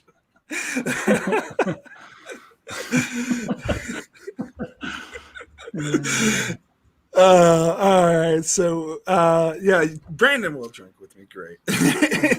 I will too. All right, so Alyssa, what's one of your worst ones? Okay, I mean, do you guys not know? You know, there was already talk about it in the chat. Dark Frontier. You know what's funny about this episode is like a double-length episode. It is if they really think that they're giving us this epic episode, like this epic 2-hour episode. Like it's sad. Like I just feel sad for them, the creators of Voyager, that they generally seem to believe that this is some sort of epic episode. Where do I start? Well, there's the Borg Queen, which I maintain is when the Borg jumped the shark, and it wasn't in this. It was in the movie that other people inexplicably like. It was in First Contact, which I am eventually going to do a series of videos called The Unpopular Opinion series. And the first one I'm going to do is Star Trek First Contact is not a good movie. And then one of the reasons that it's not a good movie is because they didn't feel like that they could have this unified voice of the Borg as the main enemy of a feature film. I respectfully disagree. I think they could have. But they need to have like a con. They need to have this, face that Picard was fighting against. So they invented the Borg Queen, even though that went completely against everything that was established about the Borg. Fast forward to the Dark Frontier, then you take an already ridiculous concept and just make it the most ridiculous thing you've ever seen. Like they just turn her into the most ridiculous mustache twirly villain that you've ever seen.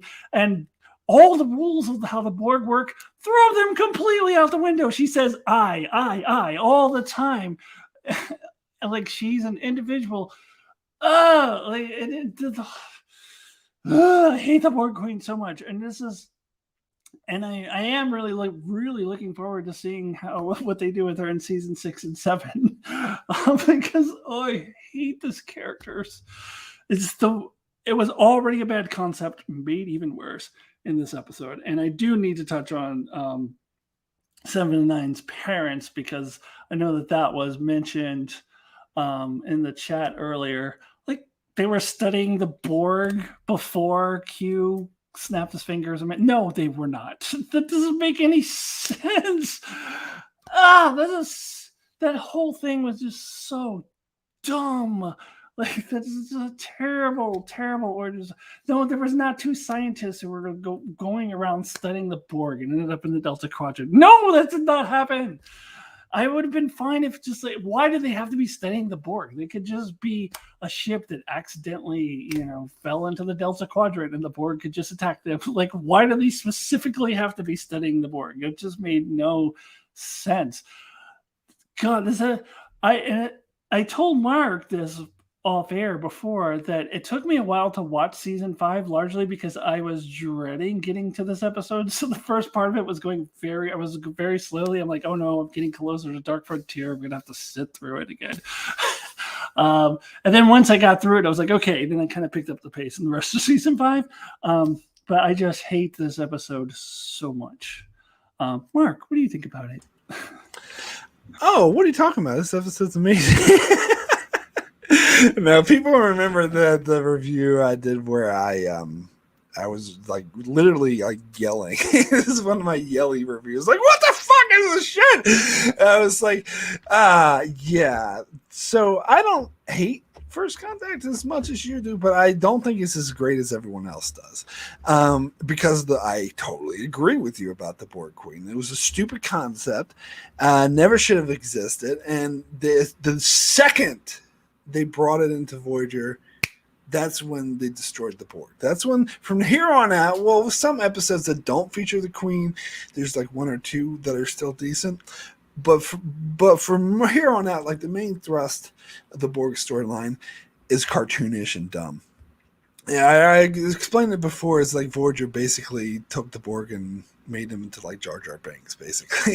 It's just like they mentioned, Brandon had mentioned in the chat, Janeway. Like, and that's a running thing whenever the Borg Queen appears, you see Janeway, she goes, Janeway, oh, you again. And it's like so cartoonish, it's ridiculous. And yes, the retconning in this episode pissed me the fuck off. See, and it doesn't square, even if you'd be like, oh, Q, who's another show, which I think is a weak argument. But it doesn't even square with Voyager itself. Because as I mentioned the Raven earlier, this episode is inconsistent with the Raven. In the Raven, Tuvok and 709 had to run out of the ship really quick before it fell off a cliff. But in this episode, somehow they managed to download a whole library of data of logs that took Neelix an entire day to download. If it took him a day to download it, how the fuck did they get it off the Raven before it fell off the cliff? And it was never mentioned before. And in the Raven, they do lead you to believe that there was just 2 people wandering around who got straight off into the Delta Quadrant randomly and got assimilated by the Borg, which makes a lot of sense. That's why that episode didn't break continuity. But this episode retcons it. Oh, there's scientists studying the Borg. The hell they are! That is such an insult. You know what? The writer, one of the writers of the episode, I'm blanking on his name, but he actually writes for Discovery now too. He even said specifically about this episode, I do not care about continuity. I don't care about consistency. I don't care about continuity. And to me, that's the mark of a lazy writer. Now, I know a lot of people complain about canon complaints and stuff and Discovery and stuff like that. Most of those I think is bullshit and I don't care about. Like, it's modern. You have to make allowances. It's suspension of disbelief and all that. But there's some extremes that actually do cross the line into just the writers not giving a shit.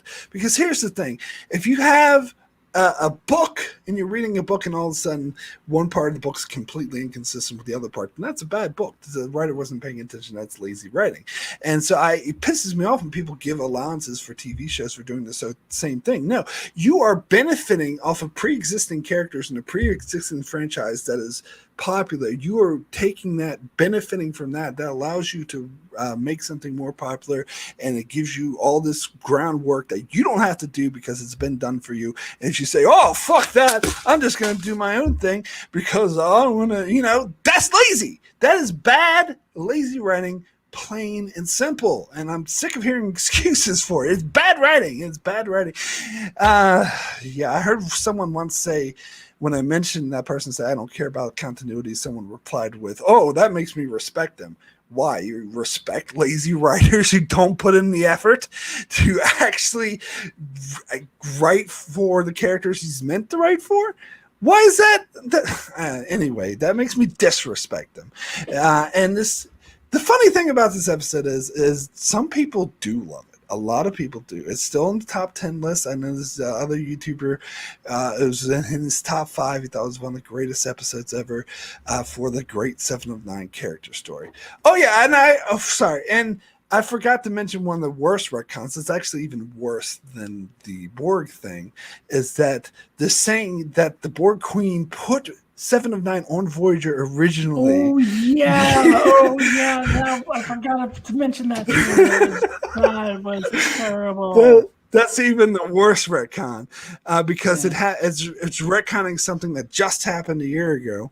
And no, she fucking didn't. She did not put 7 of 9 on there to make her a spy so she can enact this fucking virus to wipe out humans because they're so fucking hard to wipe out. And except for the fact all you have to do is send 2 ships instead of 1, and you'll wipe them out. Like, you don't need that. It's like James Bond villainous. Oh, we got this virus thing. Let me just put you in this contraption, leave you there so you can get out. Like, it's stupid. It makes no sense. And it retcons saying that they put 7 of 9 on board Voyager as a spy. The fuck they did. Like, she wasn't even meant to be there. She actively tried to kill everyone on Voyager many times in that episode. This is like the laziest written episode I've ever seen. I do give it a slight pass because some people who say it's a good character story for 7-9 do have a bit of a point. Like, I love the scene where she's having to watch this other species get assimilated and she can do nothing about. Like, that's a great scene. But however good this character story is completely drowned out and overwhelmed by how lazily and shittily written this piece of crap episode is. And forget about inconsistency. Say, oh, you're continuity Hulk. Who cares? Okay, wipe that clean. The Borg Queen acts like a stupid cartoon character in this episode. It doesn't matter. It's a stupid episode. Anyway. Yeah. I mean, I don't have anything else to add after that rant. I mean, I agree with everything you said. And yeah, Borg Queen, terrible mustache twirly villain. I forgot about the thing about the retcon about planting her on there. Oh, so many. It was absolutely lazy writing. It was so poorly done. It was just. It was. I was dreading having to watch it, and it was torture. Now it's like 2 hours. I got to sit through it, and I kept pausing it and going watching something else good, and then coming back to it. I gotta get through this episode. Yeah, absolutely. Oh, thank you, Brandon. Gives a $10 super chat because rants are fun. Well, yeah. Thank you. My rants are paying off, literally. So yeah, Norman says the Borg Queen knew they'd take 7 out, and Kess would give them a 10-year job. Yeah. Yep. She did. It was all part of the plan. All wrong. Norman throws out another episode you have to look forward to. Unimatrix Zero. She's even worse and totally stupid. And I'm afraid I have to agree with that. All right, you ready to move on? I think it's your turn. Yeah. That one was actually mine. That was yours. Okay. Yeah, that one was mine. All right, so the next worst one on my list is, speaking of terrible retcons, In the Flesh. We mentioned this episode earlier. So it turns Species 8472 into this super I think honestly this is like space Nazis done right, because they're not literal Nazis. They're like genocidal whatchamacallit, isolationists or whatever who just want to kill everyone, think they're the superior race and everyone else should die. It was done really well in Scorpion, and even though they had more of a sympathetic tinge in Prey, it was still it was consistent with that, and they still kept consistent with these are scary dudes that want to wipe everyone. Now they're communicating with Kes telepathically. Now all of a sudden, they think that the Federation is the enemy and out to wipe them out, and they're just innocent bystanders. The fuck they are. Who the hell are these people? This is not Species 8472. And the biggest flaw, and I talked about this before, that really gets to me is that they created Starfleet Academy exactly perfectly. They got like all the cultures right, the Vulcans and all the cultural references. They got a perfect image, like books on the shelves. They knew everything, how to replant Starfleet. And yet, when Voyager tries to tell them they're the only Starfleet ship in the Delta Quadrant, they don't believe them. They don't even know that they're not from the fucking Delta Quadrant. How the hell can they have everything so picturesque, perfect, and down to the letter and not even know that the Federation and Earth is in the Alpha Quadrant? That's bullshit. Anyway, your thoughts on Yeah, this? and Norman pointed that out just before you went into it, and I knew you were going to mention it, but he read the same thing. 8417 doesn't know the Starfleet's in the Alpha Quadrant, yet they recreate Starfleet headquarters in great detail. Yeah, absolutely. This is one I did remember seeing before, but I had kind of forgotten about it, and I was like, oh yeah, this one they totally. And see, Scorpion is still fairly fresh in my head. I just watched it not long ago, and I'm like, but the whole point of Species 8472 was that they were more vicious than the Borg. They wanted to wipe out all races like the Borg, but they were even more powerful than the Borg. That was the whole point of them. So to all of a sudden change them to, oh no, we're actually good guys. We think that you're the bad guys. That actually kind of undercuts one of my favorite episodes in the entire series, or the two episodes, Scorpions Part 1 and 2. That undercuts the whole thing.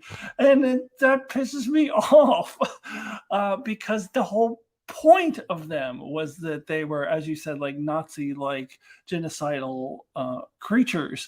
That was the whole point of them. You can't change them to be the opposite of that. That makes no sense. This episode like angered me while I was watching it.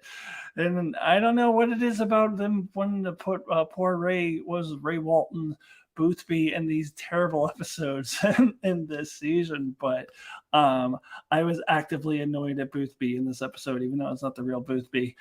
It's just, this episode just pissed me off watching it.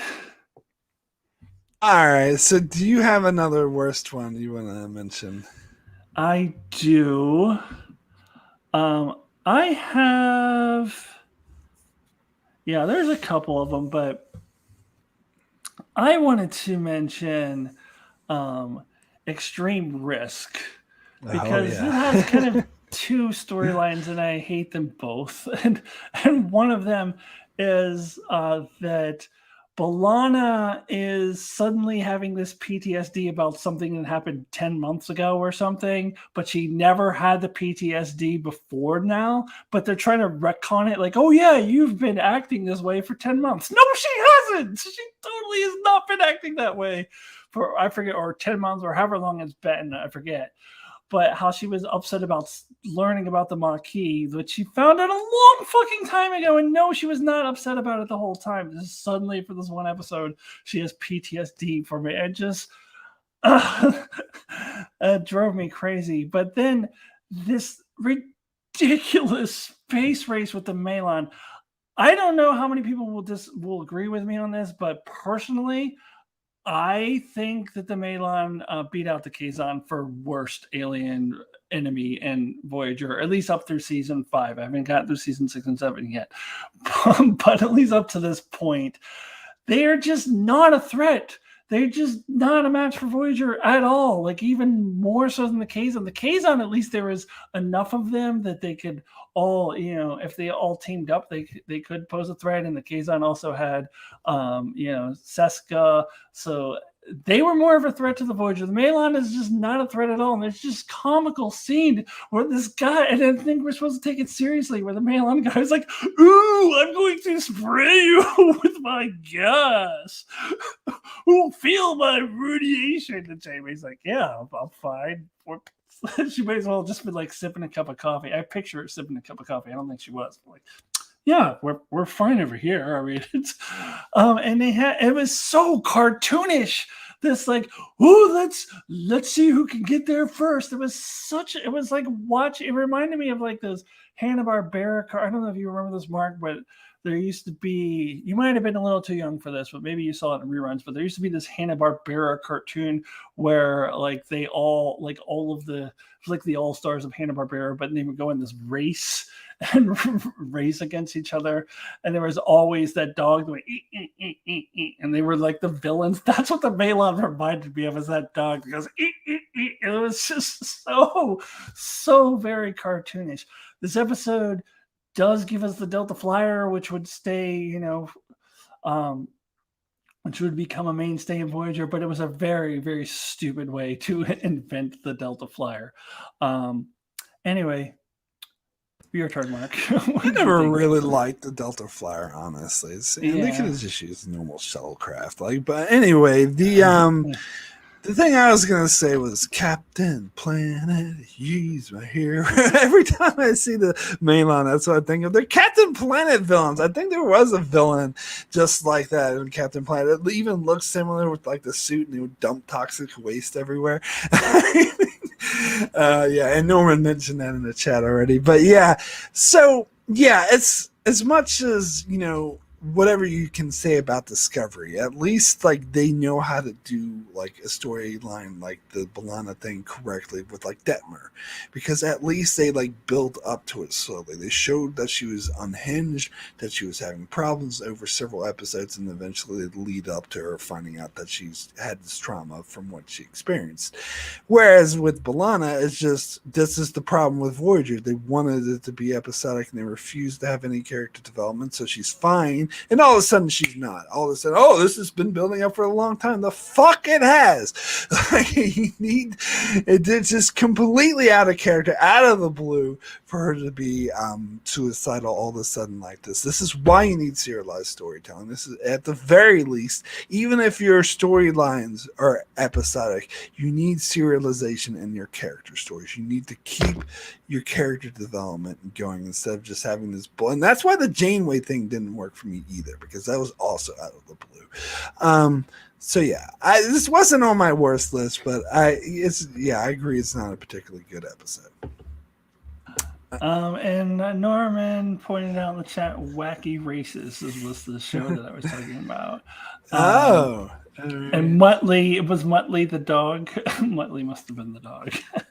It was Muttley, and then there was a person, there was the dog there was a person that he was with who was also like an evil villain, but I remember the dog more. I was really young when I was watching this, so if you had seen it, Mark, it would definitely have been in reruns, because I remember it was really. No, I saw it in reruns. They have all those Hanna-Barbera cartoons. And Allison says that was every Captain Planet villain. Yeah, probably. It's been a while since I've seen that show too. And then I do just want to point out, since this episode isn't on our list, but how the Malon come back, even though at that point they've traveled supposedly 25 years closer to home, because at the end of Dark Frontier they said 15, and at the end of Timeless they said 10. So they're 25 years closer to home, and yet they still run into the Malon again. I mean, that's a different episode, but still, I just had to bring that up. Voyager's motto is consistency is futile. Anyway. Well, Norman mentioned earlier Juggernaut is named that episode, and he mentioned that it's a worse for B'Elanna's Pissed episodes. Where I'm not sure if I don't know. I think this one was worse, but they were both bad. Like the Juggernaut one was more boring to me. Like I didn't really get it. It seemed kind of pointless. But anyway, let me go ahead and move on and name another one on my worst list, and that will be Oh, I guess I'm doing a third one now. But Yeah, I thought we were going to wrap up now. You want to just do another one? Yeah, really quick. Throw it out. We are at the 2-hour mark almost. Yes. So. Yeah. Really quick and ahead. just throw it out. 11:59. This the episode where we went back to the turn of millennium for no good reason. They came up with this lame ass excuse. Oh, we're studying our ancestors. What the fuck is that? Brennan Baker just loves doing these contemporary. In fact, his idea, let's do a contemporary episode for no good reason. That was his idea, and that's what led him to do bullshit like Enterprise. So, and plus, like Janeway falls in love with a man who's like triple her age. So, it was not Janeway, it's her ancestor, but whatever. And it's such a pointless, boring episode. It just did not give a shit about. I think that that guy who was that Janeway had the romance should be off trying to kill John Locke. But anyway, Alyssa, your thoughts on this episode? I'm sorry. I fell asleep while you were talking about this episode. Just the mention of it just makes me fall asleep.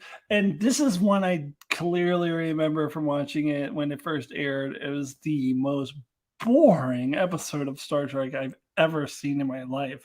Like, it's so torturous to sit through. And yeah, you're right. The guy that Janeway's wife falls in love with, like I kept it, or Janeway's ancestor rather, falls in love with. I kept wanting to be like, look how he's gonna throw you out of the window. You're gonna be in a wheelchair. Look how I forget what else that actor has been in, but he's always like an asshole or villain from what I can recall, not just from Lost, but like I had a very hard time buying him as like this good guy. He's like, no, he's not. That's John Locke's dad. This is not a good guy. And he's the real Sawyer. Little spoilers for Lost, which aired like 12 years ago now at this point, but it's John Locke's dad. It is the most boring episode of the entire franchise, in my opinion. Like, I just have to wonder why. Other than like you said, they just wanted to have let's just have an episode set in contemporary times. I mean, at least I'd rather they do a Trapped in a Damn Holodeck than this. Honestly, if they want to have a contemporary time episode, do a time travel or something. Even though it might end up being cliche, whatever. I would have preferred any of those cliche tropes to this. Oh yeah, Norman mentions that she has all those kids with him too. He's like, he's twice her age, but anyway. Yeah, I know. And he already has a son who's like practically her age. With 70s style station wagons. I didn't remember that. Oh my god. Yeah. And Brandon says, come on people, what about Once Upon a Time? Yeah, I mean, that was a bad episode, too. Which one was Once Upon a Time again? That's the one with the storybook thing, holodeck program with Naomi, and she, those Naomi Wildman, they had those characters in the holodeck were like... Yeah. I think Imaginary Friend from Next Generation is way worse than that, in my opinion. But yeah. I mean... That episode was really annoying and grating, but at least it had like an interesting character story about Naomi dealing with the loss of Neelix not willing to tell her that her mother is in danger. So that made it passable to me. Certainly not as bad as any of the ones we mentioned. I was actually, in my memory, I thought her mom died. So I was like, oh, this is the episode where she dies. But where I am in season 6, she's still alive, but off screen. They mention her as if she's still alive, but she's like, the actress isn't there anymore. It seems like. I can't remember. I thought when I was watching this, I was like, oh, she dies here, but then she doesn't. I was like, huh. Yeah, I do remember that she never dies, that she makes it home, but I can't remember if she ever actually appears on screen again. I don't think she does. They may as well have just killed her off. Yeah. She's just being raised by 7 of 9 and the Doctor and everybody Neelix. else. Like, they should have just killed... And Neelix, You should have just killed her off. There was a missed opportunity in this episode, in my opinion. But and Brandon also says the planet made of water. Yeah, that was a contender for my worst list for sure. Like, that was just a boring episode, though. Paris all of a sudden loves the ocean. Yeah. Paris, that was also on my list of I made a list of like 4 episodes, and that made the list too. Yeah, that was All right. dumb. All right, All so right. let's go ahead and wrap this up. As you mentioned, it's been over 2 hours, so that's a good stopping point for us. So I want to thank everyone, Norman, Allison, Brandon, and everyone else who joined us in the chat, and everyone else who's watching this live or in the archives. Thanks so much for checking us out. And to that extent, I'll pass it over to Alyssa, who will who will tell you where you can find her. Thank you, Mark. I know that the people in the chat already know this, but other people who are watching, if you're finding me for the first time, you can find me on Twitter at the handle there. But more importantly, you can find me on YouTube at Alyssa Jean Reviews, where I am reviewing Star Trek Lower Decks every week, just like Mark is. Mark will probably have his up first a normal week, so you can watch Mark's and you can come watch mine and see how we differ in opinion. And I also have, if you're into Star Trek, I've got my least favorite and favorite list up for original series, Deep Space Nine, and The Next Generation. And as I mentioned, I'm still in my rewatch of Voyager. So eventually, once I get through Voyager, I will have videos for that as well. Also have Marvel content up there, MCU, and Mark and I are going to be on my channel every Thursday talking about What If with a rotating third guest, and we've done 3 episodes so far, and it's a lot of fun. So please join us for all of that. So yeah, check me out on Alyssa Jean Reviews, and hope to see you soon. All right, cool. Yeah, definitely. Yeah, as she mentioned, of course, I'll be over there for the What If discussions every Thursday night. So that's, great as well. So if you're finding me for the first time, my name is Mark. My channel's Enchantment of Eternity. I do all sorts of Star Trek reviews. I cover Lower Decks every weekend and do lots of random episode reviews and whatnot. I'm also covering shows like going through Better Call Saul and Star Wars, Clone Wars, other random shit on my channel pop up from time to time. So be sure to check me out for that, and we'll see you guys later. Thanks so much for joining.